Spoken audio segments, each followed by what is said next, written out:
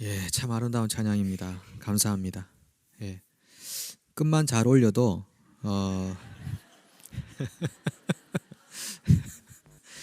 어, 예, 훨씬 잘 좋은 찬양으로 이렇게 실제로 잘 하셨고요. 너무 좋은 찬양인 것 같습니다.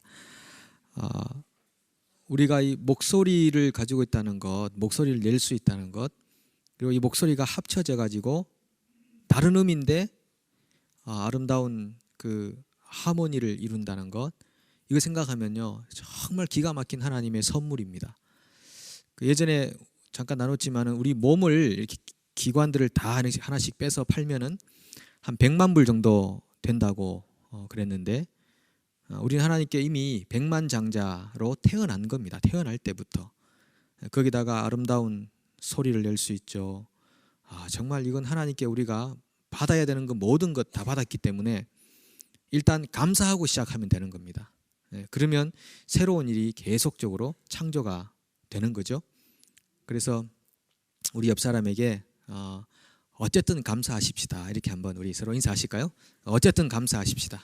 예. 네.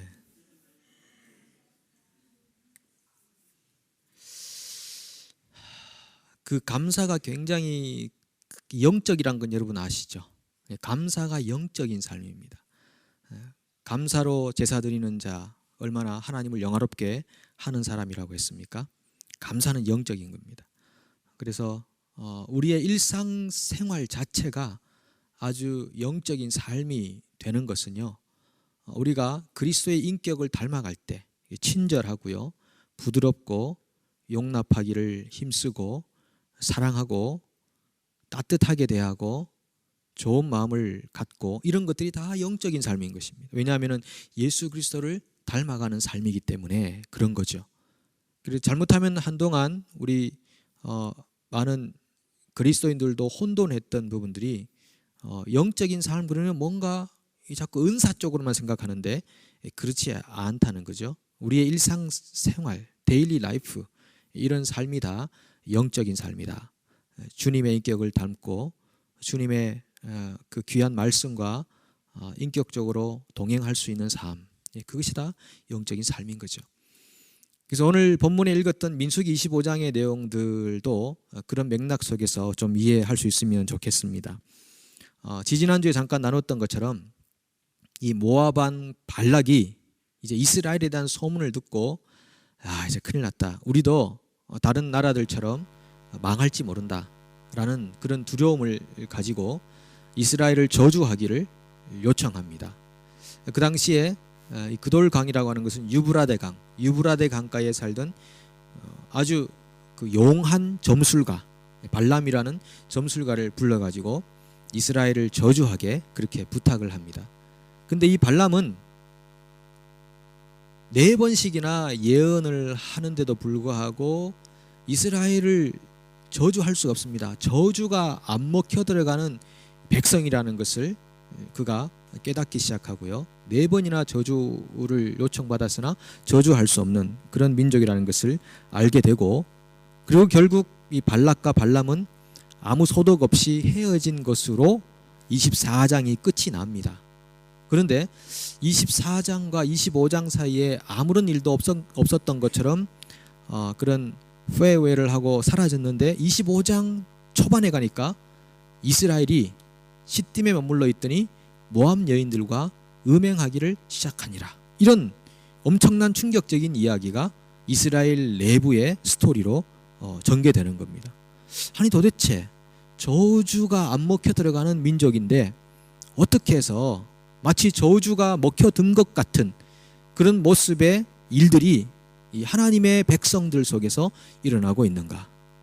그래서 우리는 24장 마지막 절하고 25장 1절 그 사이에 무슨 일인가가 있었을 것이라고 충분히 예측을 할 수 있는 거죠. 모압 여인들이 자기 신들을 섬기는 제사를 진행할 때 이스라엘 남자들을 초청합니다.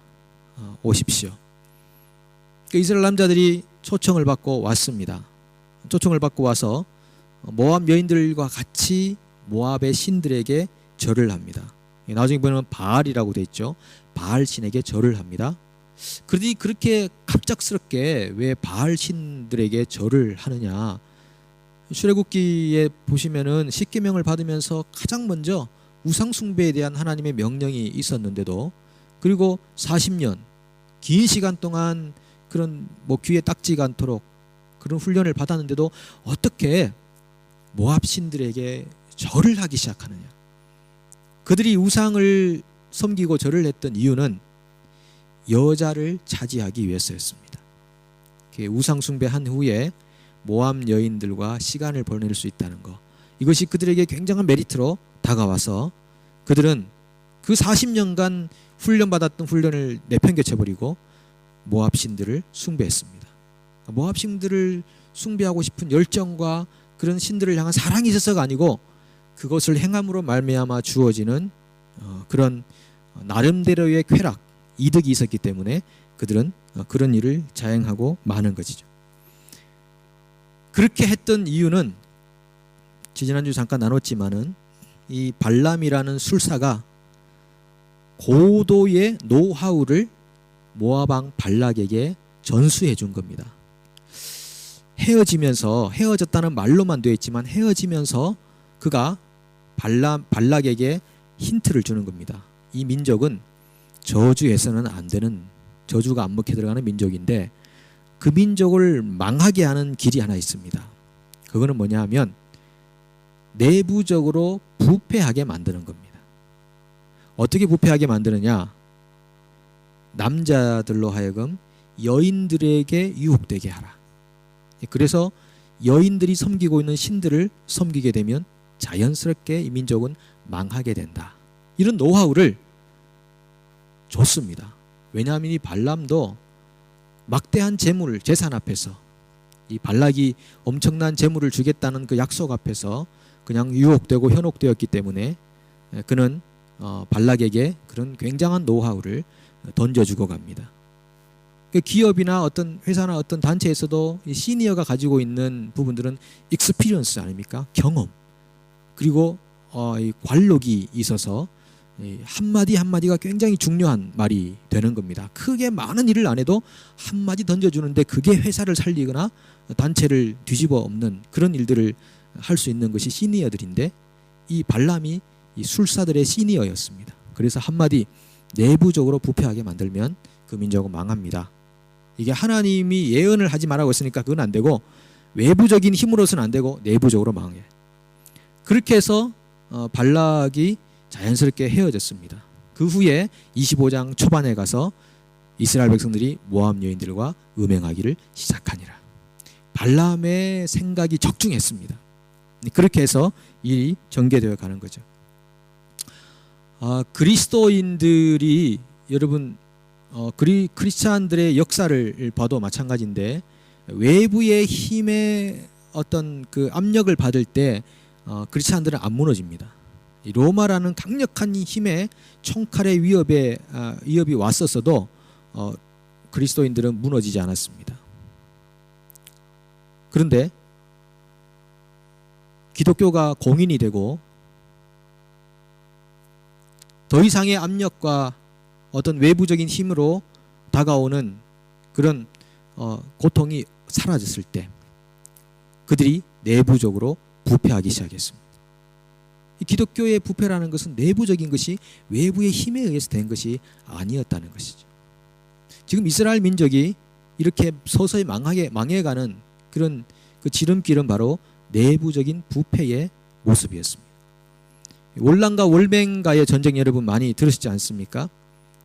월남이 망하게 된 것, 그것은 월맹이라는 그런 공산주의 국가가 쳐들어왔기 때문이 아니고, 그 전에 이미 월남 안에 수많은 간첩들이 활동하고 있었습니다.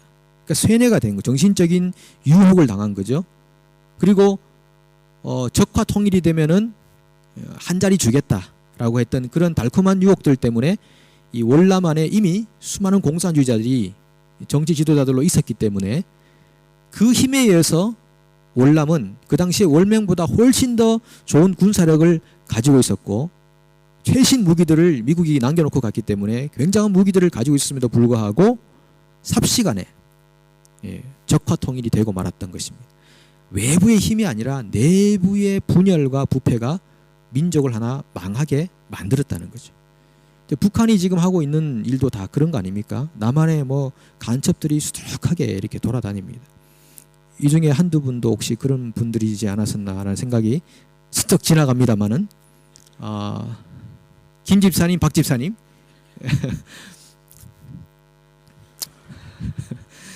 이 집사는 아닙니다. 제가 이시기 때문에 그런 내부적인 분열이 결국은 민족도 망하게 하고요, 나라, 뭐 가정, 개인의 인생사에 다 적용되는 겁니다. 외부의 핍박과 박해로 인해서 무너지는 건 아닙니다. 내부의 박해, 내부의 어떤 부패 때문에 무너지게 되는 것이죠. 이 발락이 그렇게 해서 이제 발람의 그런 어드바이스를 듣고 그렇게 시행했더니만 되는 겁니다.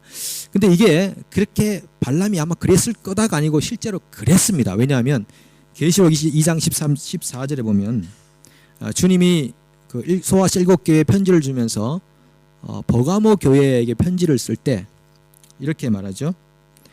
발람이 발락을 가르쳐 이스라엘 자손 앞에 걸림돌을 놓아 우상의 제물을 먹게 하였고 또 행음하게 하였느니라. 발람이 발락을 가르쳤다는 거예요. 티치했다는 겁니다. 우상의 제물을 먹게 했다는 거고요, 행음하게 했다는 겁니다. 결국은 시니어의 한마디가 한 민족을 부패하게 만드는 것입니다. 그래서 그들이 바알 부올에 가담되었다. 이 말은 바알은 여러분 우상 이름이잖아요. 부올이라는 이름은 지역 이름인데 이 발락이 발람에게 저주해달라고 부탁했던 지역, 부올산 꼭대기, 그래서 바알 부올이라는 이름이 그들에게 붙여지게 되는 것입니다. 이 발람을 보십시오. 이 겉으로는 하나님의 감동으로 이스라엘을 축복하는 일을 했지만 그는 뒤에서 그에게 주어질 엄청난 재산의 유혹을 피하지 못해서 결국 이스라엘을 무너뜨리는 일에 가담하고 말았습니다. 그래서 이 발람은 어떤 사람인가 하면요, 대표적으로 하나님의 뜻을 알면서도 육신적인 삶의 소망을 멈추지 못하는 사람들, 하나님의 뜻이 분명하게 계시되어 있는데도 자기 육신의 욕심을 끊어버리지 않고 계속 그거 하나님이 허락해 주시기만을, 예스 한번 해주시기만을 기다리고 있는 육신적 삶을 사는 그리스도인, 그 그리스도인들의 대표적인 예로서 발람이 나타나는 겁니다. 발람은 알았습니다. 처음부터 가지 마라고 했습니다. 발락을 따라가지 마라, 발락에게 가지 마라. 그런데도 그는 갔습니다. 가다가 나귀가 말하는 것도 경험하지 않았습니까? 나귀는 여호와의 사자를 봤는데 본인은 못 봤죠. 짐승보다 못한 인간이다, 이런 이야기들이 나오는 겁니다. 그렇게 하나님께서 분명히 안 된다고 했음에도 불구하고 자기 속에는 욕망이 있고 욕심이 있는 겁니다. 아니요, 그거 한 번만 들어주시면 안 될까요? 내 눈앞에 이 재산이 엄청나게 주어질 수 있는데 그거 한 번만. 아니 그러면 한 번 가서 예언을 했는데 하나님이 하지 말라고 했으면 한 번 하고 돌아와야 되는 거 아닙니까? 그럼 두 번, 세 번 계속 반복해서 한다는 것은 하나님은 안 된다고 했지만 혹시 한 번만 들어주시면 제가 재산을 가져갈 수 있습니다 하고 하는 그런 인간의 끊어버릴 수 없는 욕망의 굴레 안에 갇혀있는 그런 모습을 우리에게 보여주는 겁니다. 하나님, 저 사람 미워하면 될까요, 안 될까요? 이 정답은 미움은 살인이라고 했으니까 그건 정답이 나와 있는데 한 번만 좀 하나님 예스 한번 해주십시오. 제가 실컷 미워하고 그 다음엔 안 미워하겠습니다. 한 번만 좀 해주십시오. 하나님, 요거 한 번만 조금 수치만 조금 바꾸면 제게 이 경제적 이익이 이만큼 생기는데 요거 안 될까요? 부정과 거짓은 안 된다. 이건 하나님의 이미 뜻으로 계시된 거잖아요. 그런데 그거 한 번만 되면 안 될까요? 하고 하나님에게 자꾸 내 욕망을 말하고 싶은 생각, 이런 것들이 결국 내 삶에 남아있다면 우리는 발람의 길을 걸어가는 사람들과 같다는 것입니다. 또 하나는요, 여기 우리가 생각해야 될 내용이 하나 있는데 그들이 시딤에 머물러 있었는데 모압 여인들과 음행하기를 시작했다. 요 말에서 제가 예전에 그 여호수아 강해를 처음에 하면서 좀 나눴습니다만 아마 수년 전이기 때문에 여러분 기억을 잘 못하시리라 생각이 들고요. 기억을 못하셔야 한다고 생각을 합니다. 너무 기억을 잘하시면 또 문제가 생깁니다. 이 시딤이라는 곳이 영어 성경에 보면 아카시아 밸리라고 이렇게 되어 있습니다. 아카시아 골짜기라고 되어 있는데 이 아카시아 나무가 많다라는 겁니다. 우리 한국에 있는 나무는 아카시아 나무가 아니고 아까시 나무라고 합니다. 아까시 나무. 그런데 그 동구박 과수원길 그 노래 아시죠? 동구박 과수원길 아카시아 꽃이 활짝 폈네 이런 노래가 있는데 실제로 우리나라에 있는 꽃은 아카시 나무인데 이 아카시아 밸리 아카시아 나무가 있는 곳은요 원래 비옥한 땅이랍니다. 이 아카시아 나무가 땅을 굉장히 비옥하게 만든답니다. 그러니까 풍성한 뭐 부족함이 없는 토질과 토양을 바꿀 수 있는 나무. 그래서 새로운 그 땅을 개간하는 지역에 아카시아 나무를 심어 놓으면 땅들이 많이 이렇게 옥토가 된다는 그런 이야기들이 있습니다. 그러면 지금 이스라엘 백성들은 어디를 향해 가고 있냐면은 가나안 땅, 하나님이 약속하신 땅, 그 땅으로 향해서 가고 있는 중에 시딤에 머물렀다. 이 머물렀다는 말이 어바이드 했다는 것입니다. 거주해서 살았다는 겁니다. 지금 가야 됩니다. 가야 돼. 목표가 있고 하나님 부르신 그 땅이 있는데 이게 풍요가 오니까 그냥 그곳에 머물러 살고 싶은 겁니다. 그래서 풍요로 말미암아서 그들이 그 땅에 머물러 버렸고요. 목표와 비전과 소명을 잃어버렸습니다. 머물러 버렸고 그때부터 뭐 했냐면 음행하기 시작한 겁니다. 풍요가 성적인 타락을 가져온다는 거죠. 지금도 인터넷 웹사이트의 수입 중에 절반이 이 포르노 사이트를 통해서 얻어지는 수입이라고 하는 겁니다. 굉장한 수입이 이 웹사이트를 통해서 주어지는데 여러분 인터넷 보셨지만은 너무 개방되어 있지 않습니까? 아니 뭐 0세, 1세부터 인터넷 다 할 수 있는데 요즘은요. 한국은 클릭하기도 전에 막 떠버리고 그러잖아요. 그런 그 문명화된 사회인데 너무 개방되어 있어요. 한두 번만 클릭하면 이상한 장면들이 엄청 많이 나오지 않습니까? 때로는 거기에 깊이 몰두하시고 깊이 빠지시고 스터디하시고 연구하시는 분들도 굉장히 많이 계시죠. 깊이 들어가셔가지고 이건 어떤 사이트인가 어떤 내용이 나오나 내가 알아야 아이들에게 가르쳐 줄 수 있어. 그러고 막 깊이 들어가셔서 묵상하시는 분들이 계시는데 처음부터 끊어버려야 되는 거죠. 처음부터 끊어버려야 됩니다. 예전에 보니까 어떤 집사님께서 말씀하셨는데 아마 좀 오래된 일이라서 기억 여러분 못하시고 어떤 모임에서 그러셨는데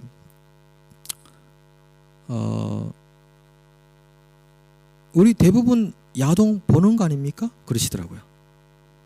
야동이 뭔지 모르시죠? 네, 모르시면 모르신 대로 지나가는 게 좋습니다. 대부분 야동 보는 거 아니에요? 그러시더라고요. 아니 대부분 보다니요. 저만 안 보나요?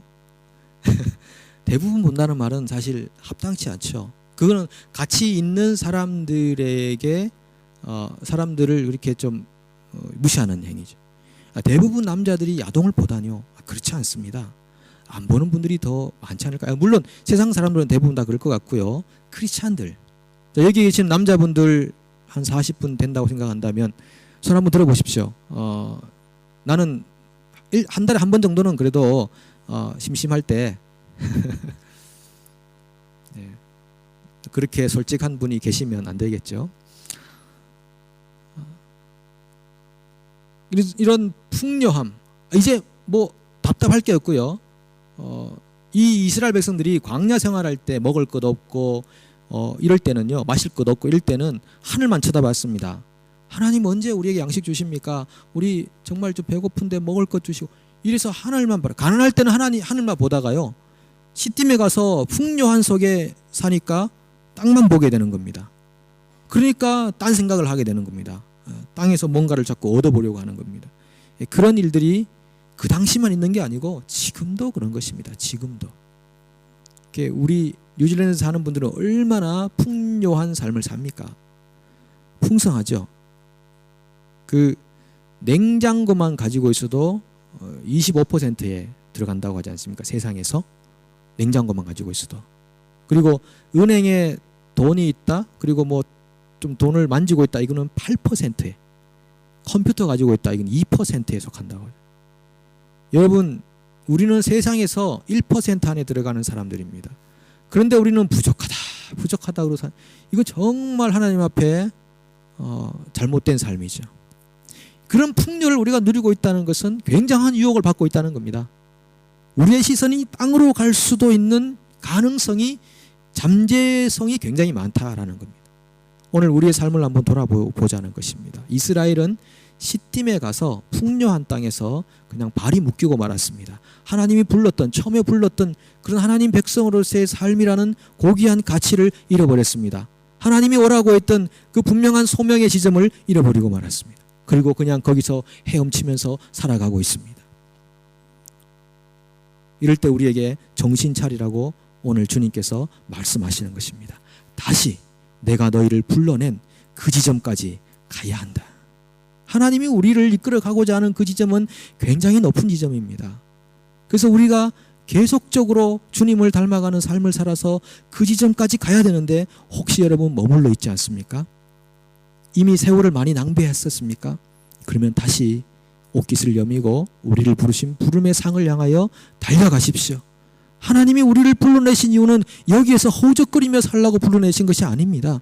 그냥 자기가 받은 복, 그냥 그거 조금 더 복을 현실적으로 받기 위해서 그냥 그거 하려고 우리를 수준 낮은 사람 되라고 우리를 불러내신 것이 아닙니다. 우리를 부르신 것은 세상에 이 땅으로부터 오는 것을 바라보라고 부르신 것이 아니라, 때로 우리가 풍요함 속에 있어도 하늘을 바라보라고 우리를 불러내신 것입니다. 그래서 땅의 것들을 하나씩 쉐어하라고 하시는 것입니다. 땅만 바라보면 절대 손을 펼칠 수가 없습니다. 계속 손을 내 쪽으로 이렇게 움켜잡고 살 수밖에 없습니다. 오늘 우리 삶 속에 있는 이 풍요로부터 여러분 주어지는 유혹을 여러분 이겨내십시오. 야고보 4장 4절 이렇게 말합니다. 가늠하는 사람들이여, 세상과 버탐이 하나님과 등지는 이름을 알지 못합니까? 누구든지 세상의 친구가 되려고 하는 사람은 하나님의 원수가 되는 것입니다. 세상으로 갈래, 하나님으로 갈래, 이거는요 둘 중에 하나 가는 거지 둘 다 간다는 건 말도 안 되는 얘기입니다. 근데 우리는 워낙 머리가 발달하고 이 지식들이 많고요, 똑똑하셔가지고 둘 다 해보고 싶은 겁니다. 둘 다. 그런 마음이, 저도 사실 많은 유혹을 당하죠. 둘 다 한번 해보면 어떨까? 나같이 이렇게 똑똑하고 머리 좋은 사람, 제가 아니고 여러분들입니다. 이런 똑똑하고 머리 좋은 현명한, 내가 경험도 많고 이런 사람이 나는 할 수 있을 거야. 나는 둘 다 할 수 있을 거야. 다른 사람은 단순해서 못해도 나는 둘 다 할 수 있을 거야. 이거 아무도 못합니다. 아무도 못합니다. 나는 동시에 동쪽과 서쪽을 갈 거야. 이거하고 똑같은 겁니다. 이거 안 되는 일이거든요. 세상과 버타여 살아가는 사람들아, 너희들은 가늠하는 사람들이다. 여기서 말하는 음행이라는 것은요, 실제적인 성적 타락도 될 수 있지만은 또 세상을 사랑하고 있는 그 자체를 음행이라고 표현할 수도 있는 것입니다.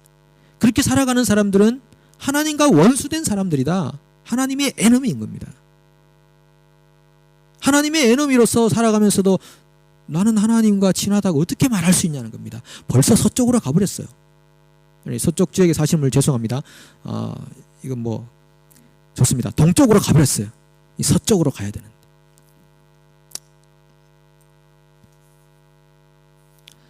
그럴 때 어떻게 하셨습니까? 하나님께서 진노하셨습니다. 이 한마디로 이미 심판이 이루어진 것입니다. 하나님이 진노하셨다. 그리고 바알을 숭배했던 사람들을 잡아서 목매어 죽여라. 교수형에 다 처해버렸습니다. 하나님은 질투가 많으신 분입니다. 자기를 향해 주어져야 할 영광이 자기에게 오지 않을 때 하나님은 질투하십니다. 헤롯이 충이 먹어 죽었다고 사도행전이 말합니다. 충, 벌레충. 헤롯이 벌레에 잡혀 죽었어요. 헤롯이 얼마나 큰 영광을 누렸고 사람들이 아부하느라고 저 사람은 신이다, 신과 같은 목소리다, 이렇게 얼마나 영광과 찬송을 돌렸습니까? 헤롯이 자기 영광에 취해버렸습니다. 사도행전이 뭐라고 합니까? 헤롯이 하나님께 영광을 돌리지 아니하므로 그가 충이 먹어 죽으니라. 벌레, 작은 벌레 한 마리에 잡혀서 죽고 말았습니다. 하나님은 질투하십니다. 자기가 받아야 할 영광을 사람이 차지하고 있을 때 하나님은 질투하십니다. 그리고 자기 사람들이 세상을 버타여 살아가고 있을 때 하나님은 질투하십니다. 이 질투란 말은 열심이란 말과 같은 단어로 쓰여졌습니다. 하나님은 열심히 자기 백성을 향해 열심히 있는 것입니다. 하나님은 세상 사람들에게 질투하지 않습니다. 그래서 아모스 선지자에서 우리에게 뭐라고 말합니까? 내가 너희만 알았기 때문에 너희의 죄악을 너희에게 보험하겠다, 이렇게 말씀하십니다. 세상 사람들은 하나님의 사람들이 아니기 때문에 하나님이 내버려 두는 겁니다.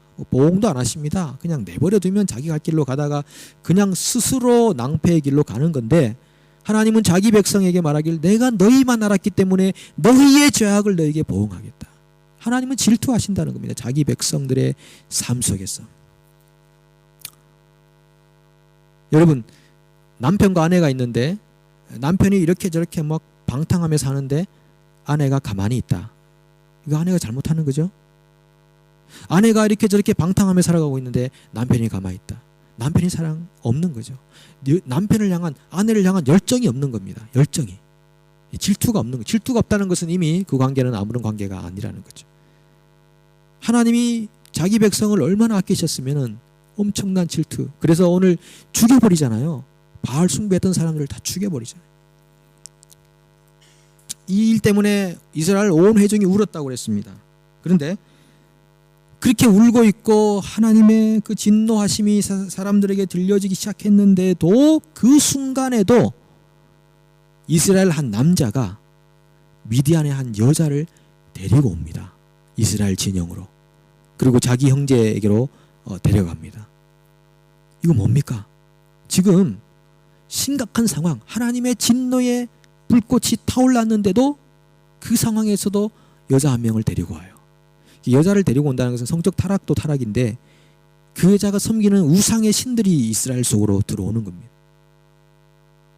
그래서 그 장면을 보자마자 이 아론의 손자 엘라살의 아들 비느하스라는 사람이 창을 가지고 들어가서 그 남자와 그 여자를 찔러서 배를 뚫고 나왔다 그러죠. 얼마나 힘을 세게 찔렀으면 배를 뚫고 나왔겠습니까?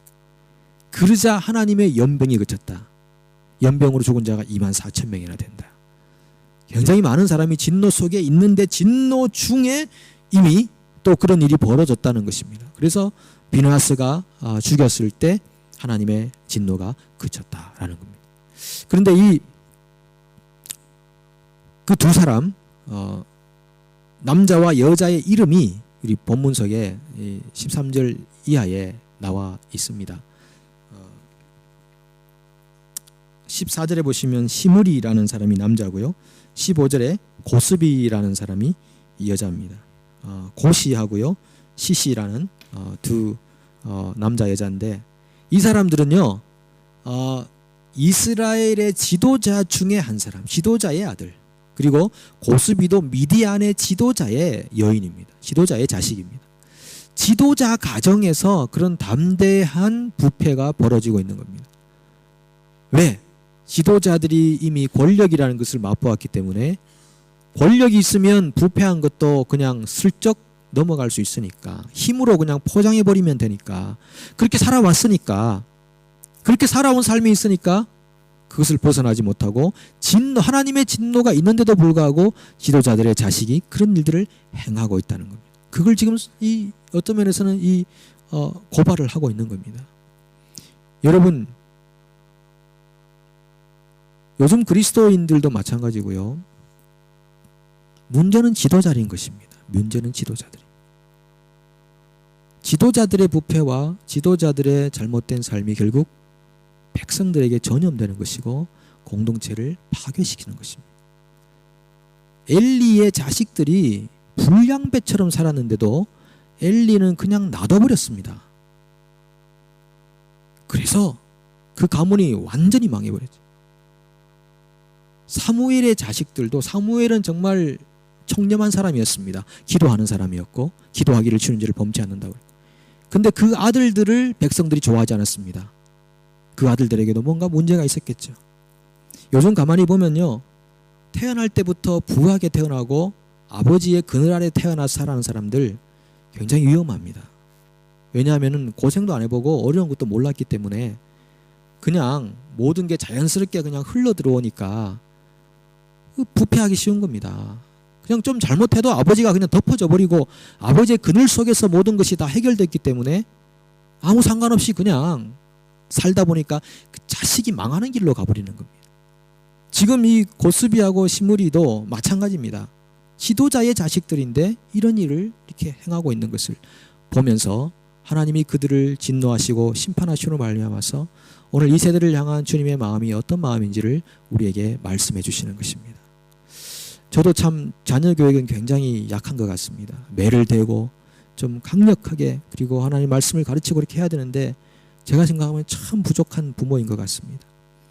여러분들은 어떠신가 모르겠습니다. 정말 우리가 목숨 걸고 해야 될 일이, 자식들이 잘못된 삶을 살아갈 때 같이 울고 같이 뒹굴더라도 걔네들이 하나님 아버지 경외하는 삶을 살아가도록 해야 하지 않겠냐는 겁니다.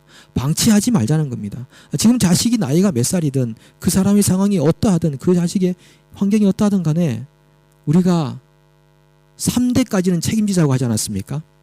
나로부터 3대까지만 책임지면 우리 사명 당하는 겁니다. 그런데 그 자녀들이 믿음 생활 안 해도 가만히 놔두고 그래 잘한다 수고했다고만 이렇게 말하실 거냐는 거죠. 예, 그렇게 살아서는 안 되겠다는 겁니다. 아이를 정말 울게 하고 아프게 해서라도 하나님이 경외하는 백성으로 살도록, 그렇게 하지 않으면 희망이 없는 것입니다. 오늘 고스비와 시므리가 오늘 우리에게 주는 영적인 교훈의 자리에 우리는 서 있는 것입니다. 한국 땅에도 여러분 보십시오. 아버지가 잘된 사람들, 그 자식들 보십시오. 뭐 기업이니 무슨 뭐 교회니 다 마찬가지 아닙니까? 다 마찬가지로 자식들이 부패한 삶을 살아가 버리게 되는 겁니다. 오늘 우리가 하나님의 부르심을 새롭게 받는 것입니다. 자식을 잡자. 자식들을 잡자. 얘네들을 때려 죽이자. 하나님의 사람으로 살 때까지 매를 들자. 바늘로 콕콕 찌르더라도, 침을 줬으라도. 그러다가 우리는 잡혀가겠죠. 이 나라 이제 법이 그러니까. 감옥에 가더라도 때릴 건 때리고, 예, 울릴 건 울리자. 그런 생각이 들어가는 겁니다. 누가 아멘이라고 했어요? 아, 좋습니다. 믿음이 충신. 예. 그렇게 해야 되는 게 아닙니까? 우리가 아무리 사실 이렇게 뭐 나눈다고 해도 그게 실천. 이 비너하스는요, 액티비스트, 이렇게 행동으로 옮긴 사람입니다. 제가 몇 차례 말씀드리지만 우리는 듣고 아는 것을 행하고 있다고 착각하고 있습니다. 그래, 나도 그거 알아. 나도 들었어. 나도 지식적으로 알고 있어. 근데 행동은 안 따라가. 그건 아무것도 아닌 것입니다. 그냥 다른 사람을 판단하는 데만 그 지식을 사용하지 그것이 자기에게는 아무 유익이 없습니다. Nothing. 아무 유익이 없는 것입니다. 그래서 이 비너하스처럼 창을 들고 가서 찔러줘야 여러분 집에 창이 없다는 것이 감사한 일입니다. 예. 그 정도로 액티비스트가 될 필요가 있다는 것입니다. 그런데 하나님께서 사실 이 비너하스는 살인한 사람입니다. 살인한 사람인데 감옥으로 가야 되는데, 그런데 하나님이 이 사람을 칭찬하시잖아요. 11절에 보시면은 제사장 아론의 손자 엘라사의 아들 비너하스가 내 질투심으로 질투하여 이스라엘 자손 중에서 내 노를 돌이켜서 내 질투심으로 그들을 소멸하지 않게 하였도다 그랬습니다.